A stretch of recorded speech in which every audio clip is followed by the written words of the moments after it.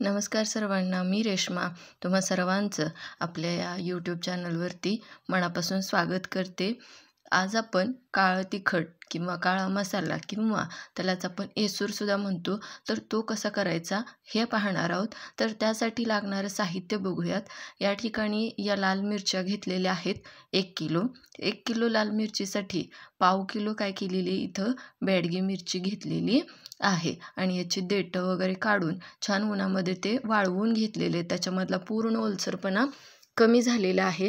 त्यानंतर इथं घेतलेले आहेत पाव किलो धणेसुद्धा निवडून घेतलेले आहेत. त्यानंतर 50 ग्रॅम हळकुंड घेतलेलं आहे. जिरे 50 ग्रॅम घेतलेले आहेत. त्याचबरोबर मेथीदाणे 50 ग्रॅम घेतलेले आहेत. मोहरी 50 ग्रॅम घेतलेली आहे. तमालपत्र आणि दगडफूल हे दोन्ही मिळून 25 ग्रॅम घेतलेले आहे, दोन्हींचं एकत्र वजन करून. त्यानंतर दालचिनी घेतलेली आहे 10 ग्रॅम. इथं सांगायचं राहून गेलं, हिंग घेतलेलं आहे एक 10 ग्रॅम. त्यानंतर हा मिक्स मसाला घेतला आहे. ह्याच्यामध्ये बघा काय काय आहे. तर स्टारफूल आहे, जावित्री आहे, मसाला वेलदोडा आहे, हे असे चिरफळ मिळतं तर ते चिरफळ आहे. हा मिक्स मसाला तुम्ही म्हणजे मसाल्याच्या दुकानात गेला की तुम्हाला हा मिळून जाईल आणि सगळ्याचं एकत्र वजन 25 ग्रॅम बसेल असं द्यायला सांगायचं त्यांना. त्याचबरोबर मोहरी घेतली, मिरे घेतलेले आहेत, लवंग घेतलेलं आहे. या सगळ्याचं प्रमाण मी तुम्हाला डिस्क्रिप्शन बॉक्समध्ये देतेच आहे. त्याचबरोबर जिरे, शहाजिरे हे सगळं घेतलेलं आहे. आणि इथं खोबरं घेतले तर अर्धा किलो खोबरं या ठिकाणी मी इथं वापरणार आहे. त्याचे छान असे बारीक काप करून घेतलेले आहेत. आणि त्याचबरोबर कांदा घेतलेला आहे. तर कांदा जवळजवळ पाऊण किलो घेतलेला आहे आणि तो कांदा या पद्धतीनं मी उभा कट करून घेतलेला आहे. तुमच्याकडे जर वेळ असेल तर तुम्ही आणखी करू शकता. ते म्हणजे काय, तर कांदा थोडासा उन्हात सुकवून घेतला तर तो तळायला पटकन म्हणजे पटकन तळला जातो. तर सगळ्यात अगोदर आपण आपले मसाले तळून घेऊयात. तर बघा या ठिकाणी एक साधारणतः अर्धा किलोला थोडंसं कमी इतपत मी कढईमध्ये तेल घेतलेलं आहे आणि याच्यामध्ये हा जो काही ओला आपण उभा कापून घेतलेला कांदा आहे तर तो मी तळून घेणार आहे. मंद आचेवरती छान कुरकुरीत होईपर्यंत हा कांदा आपल्याला तळून घ्यायचा आहे. तुम्ही बघू शकताय बघा, हळूहळू आणि एकसारखं ढवळत राहायचं. गॅस मोठा करायचा नाही, कारण काय होतं की कांदा करपला जाऊ शकतो. तर त्यासाठी मंद आचेवरती चांगला व्यवस्थित असा हा कांदा आपल्याला लाल होईपर्यंत तळून घ्यायचा आहे. तर या ठिकाणी सगळा कांदा मी तळून घेतलेला आहे आणि बघू शकताय छान असा त्याला रंग आलेला आहे. सगळाच कांदा हे बघा, इथं बघा. तर हा सगळा कांदा आपला इथं तळून झालेला आहे. थोडासा अंधार पडल्यामुळं तुम्हाला वाटत असेल की हा करपला आहे, तर तो करपलेला वगैरे नाही आहे. आणि आता जे राहिलेलं तेल आहे तर त्या तेलामध्ये आपण काय करणार आहोत, सगळे आपले जे काही मसाले ते तळून घेणार आहोत. सगळ्यात अगोदर तर खोबऱ्याचे काप मी इथं तळून घेते आणि खोबऱ्याचे काप तळताना सुद्धा मंद आचेवरतीच मंद आचेवरतीच हे तळून घ्यायचं आहे. त्यानं काय होतं की एकसारखं सगळीकडं खोबरं आपलं तळलं जातं. गॅस जर का मोठा केला तर काय होईल, काही जे खोबऱ्याचे काप आहेत तर ते जास्त म्हणजे भाजले जातील, काही कच्चेच राहतील. तर तसं होऊ नये, एकसारखं तळलं जावं यासाठी आपल्याला मंद आचेवरतीच हे सगळं तळून घ्यायचं आहे. तर एक 3 ते 4 मिनटामध्ये खोबरं छान असं लालसर होईपर्यंत परतून घेतलं आहे. आता ते आपण काढून घेऊयात. तर खोबरं सगळं तळून आपण तेलातून काढून घेतलेलं आहे. आता याच्यामध्ये आपण हळकुंड टाकणार आहोत आणि हळकुंड तळून घेणार आहोत. हळकुंड तळताना मात्र एक काळजी घ्यायची आहे. ती काय, तर हळकुंड जसं फुलेल तसं काही वेळा ते तडकण्याचे, फुटण्याचे किंवा उडतं ते, तर अशी शक्यता असते. तर त्यासाठी म्हणजे हे तेल उडून आपल्याला भाजू शकतं. तर हळकुंड तळताना मात्र योग्य ती खबरदारी घेऊनच आपल्याला हळकुंड तळून घ्यायचं आहे. हळकुंड चांगलं फुललेलं आपल्याला लक्षात येतं. त्यावेळेस ते हळकुंड आपल्याला काय करायचं आहे, काढून घ्यायचं आहे. लगेचच त्याचा रंग बदललेला आपल्याला लक्षात येतो. हळकुंड सुद्धा आपण या ठिकाणी काय केलेलं आहे तर तळून घेतलेलं आहे आणि हळकुंड तळून झालं की ते काढून घ्यायचं आहे आपल्याला.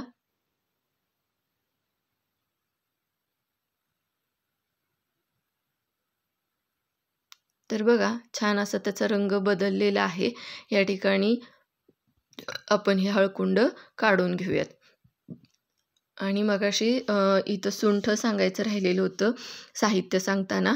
तर 15 ग्रॅम सुंठ या ठिकाणी घेतलेलं आहे आणि हे सुंठसुद्धा आपण काय करतोय तर याच तेलामध्ये तळून घेतोय.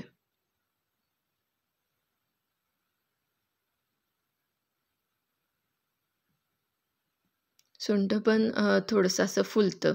तर इथं सुंठसुद्धा आपलं तळून झालेलं आहे. त्याचा रंग चांगला बदललेला आहे. तर ते काढून घेतले आणि आता याच्यामध्ये मी काय करते तर एकत्रित मसाले टाकते. कोणते कोणते तर आपली मिरे असतील, लवंग असेल, त्याचबरोबर आपली दालचिनी असेल, तर हे सगळं तळून घ्यायचं आहे आणि हे लगेचच फुलतं.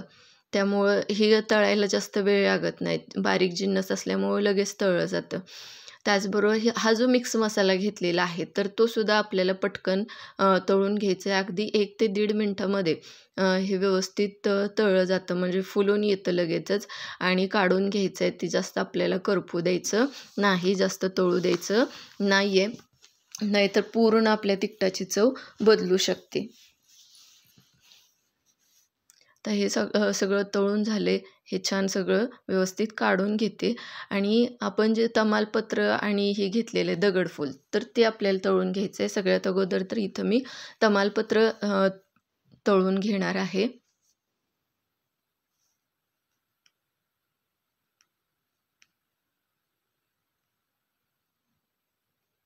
तमालपत्रसुद्धा अगदी मंद आचेवरती आपल्याला तळून घ्यायचे. बघा वर्षभर आपल्याला एकतर वेळ मिळत नाही. पावसाळ्यामध्ये आपण काळं तिखट बनवू शकत नाही. मिरच्या पूर्ण सादळलेल्या असतात. तर हे उन्हाळ्यातच काम करून घ्यायचं आहे. त्यानंतर बघा तमालपत्र तळून झाले. आता दगडफूल घातलेलं आहे आणि दगडफूलसुद्धा अगदी पातळ असतं. त्याच्यामुळं ते पण पटकन तळलं जातं आणि लगेचच ते काढून घ्यायचं आहे. अगदी 30 सेकंदामध्ये हे सगळं तळून होतं.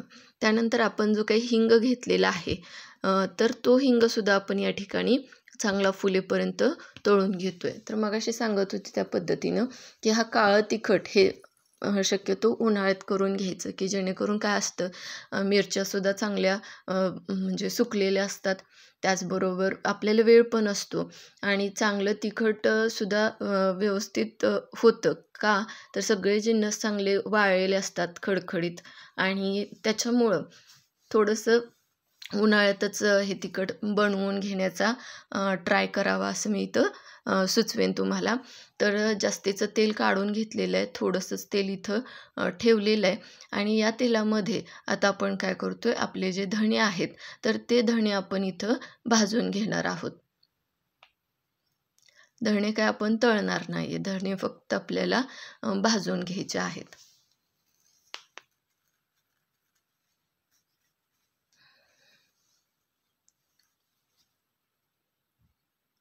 तर बघा धण्याचा सुद्धा इथं तुम्ही बघू शकताय रंग थोडासा बदललेला आहे आणि हे मसाले तळत असताना, भाजत असताना छान असा वास येतो. त्याच्यावरूनच आपल्याला ते भाजलेलं लक्षात येतं.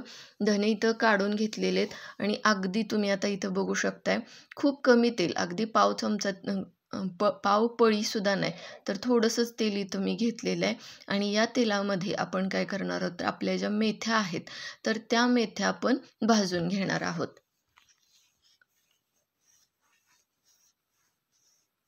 वर्षभरात आपल्याकडं काही कार्यक्रम वगैरे असेल, तर हे झणझणीत असं तिखट तयार होतं आणि विकत वेगळं आणायची गरज पडत नाही.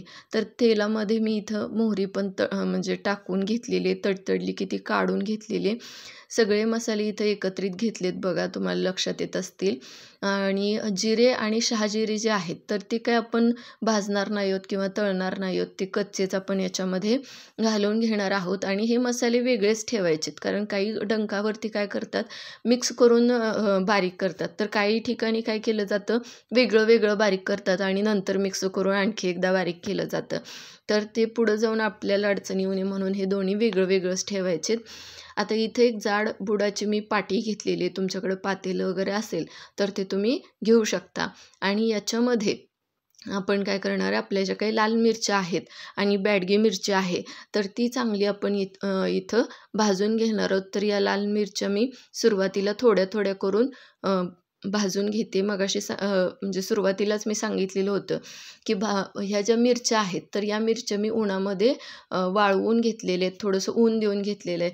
म्हणजे काय, तर चांगल्या खडखडीत वाळल्या की त्या भाजायला सुद्धा सोप्या जातात. आणि शक्यतो मिरच्या ना काय करायचं, सकाळी लवकर हे करायचं, भाजायच्या, म्हणजे जास्त खाट उठत नाही. तर आपण याच्यामध्ये तेल टाकून या मिरच्या भाजणार आहोत, पण अगोदर सुक्याच कोरड्याच अशा भाजून घ्यायच्यात आणि मग नंतर थोडंसं अगदी थोडं तेल घालून भाजणार आहोत. ह्याला एक चांगले असे डाग येऊ लागले की मग आपण ते काढायचं आहे. तर बघा, थोडंसंच तेल या ठिकाणी मी घेतलं आहे आणि हे तेल टाकून ह्या मिरच्या आणखी एकदा काय करायचे, तर आपल्याला चांगलं डाग येईपर्यंत भाजून घ्यायच्या आहेत. तुम्ही बघू शकताय बघा, मिरच्यांना थोडेसे डाग येऊ लागलेले आहेत. आता राहिलेल्या ज्या काही मिरच्या आहेत तर त्यासुद्धा मी या पद्धतीनं भाजून घेते.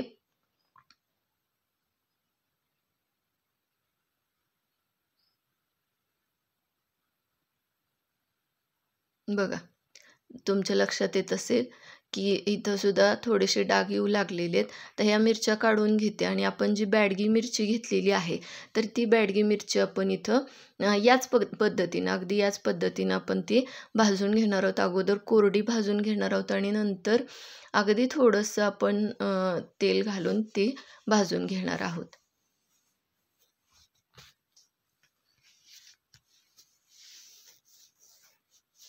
बघा, इथं असं त्याला डाग येऊ लागलेले आहेत. दोन्ही मिरच्या चांगले व्यवस्थित भाजून घेतलेल्या आहेत. आता हे जे काय आहे सगळं मसाला आणि मिरच्या आहेत तर त्या थोड्याशा थंड होऊ द्यायच्या आणि हे वेगळं वेगळं पॅक करून आता मी डंकावरती जाणार आहे आणि हे तिखट म्हणजे बनवून आणणार आहे, कांडून आणणार आहे. छान असा तिखट झणझणीत मसाला या पद्धतीनं म्हणजे तयार होतो. खूप छान चव येते. वेगळा कुठल्याही प्रकारचा मसाला आपल्याला भाज्यांमध्ये वापरायची वेळ येत नाही. फक्त हे प्रमाण जे सांगितलेलं आहे त्याच्यानुसार तुम्ही मसाले आणून एकदा फक्त ह्या पद्धतीनं तुम्ही काळं तिखट बनवून बघा. खूप छान भाज्या तयार होतात. तर आता आपण हे म्हणजे मी हे कांडून आणते आणि कांडून आणल्यानंतरचा तुम्हाला एक छोटीशी क्लिप दाखवते बघा. खूप छान असं बारीक म्हणजे डंकावरती खूप छान असा मसाला बारीक होतो. काही जण मिक्सरवरती करतात, पण तेवढं खूप जास्त वेळ लागतो. तेवढा वेळ आपल्याकडं असतोच असं नाही. तर या ठिकाणी सगळं तिखट मी बनवून आणलेलं आहे. याच्यामध्ये मीठ आणि आणखी तेल ॲड केल्यामुळं काय झालेलं आहे की जवळजवळ हे तिखट आपलं 3 ते 3.25 किलो तयार झालेलं आहे. कारण का, तर मिरच्या प्लस खोबरं, कांदा, मीठ, तेल ह्याच्यामुळं त्याचं वजन वाढतं. तर आपल्या अशाच नवीन रेसिपीजसाठी आपल्या प्रश्नांत रेसिपीज अँड मच मोर या चॅनलला सबस्क्राईब करा. शेजारील बेल आयकॉन आहे त्याच्यावरती क्लिक करा आणि ह्या ज्या काही रेसिपीज आहेत तर त्या तुमच्या मित्रमैत्रिणींसोबत याचे लिंक शेअर करायला विसरू नका आणि तुम्ही देखील या पद्धतीनं तिखट बनवून बघा आणि कसं झालं आहे ते मला कमेंट बॉक्समध्ये सांगायला विसरू नका. अजूनही चॅनल सबस्क्राईब केलेलं नसेल तर चॅनल नक्की सबस्क्राईब करा. तोपर्यंत धन्यवाद.